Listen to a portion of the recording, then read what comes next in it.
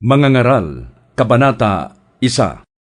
Ito ang mga katuruan ng mangangaral, ang anak ni David na hari ng Israel.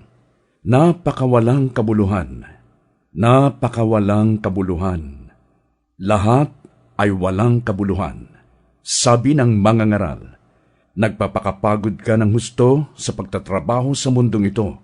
Ngunit para saan ba ang mga pagpapagod na ito? Patuloy ang pagpapalit-palit ng mga lahi, ngunit hindi nagbabago ang daigdig. Ang araw ay patuloy sa pagsikat at patuloy sa paglubog. Pabalik-balik lang sa pinanggalingan. Ang hangin ay umiihip patungong timog, papuntang hilaga. Buong araw na paikot-ikot. Lahat ng tubig ay umuuwi sa dagat, ngunit hindi ito napupuno. Ang tubig ay bumabalik sa batis na pinagmulan upang muling umagos patungong karagatan. Ang lahat ng bagay ay nakababagot, hindi makayanang ipaliwanag. Walang sawa ang paningin ng tao. Walang tigil ang kanyang pakinig. Ang naganap noon ay nangyayari rin ngayon.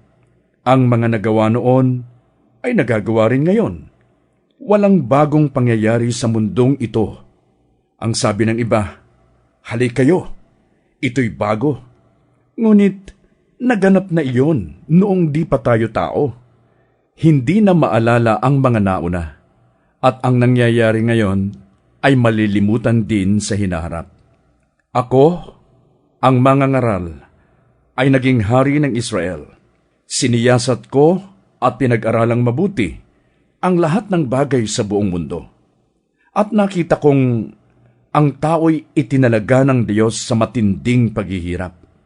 Nakita kong ang lahat ng gawa ng tao sa mundong ito ay walang kabuluhan.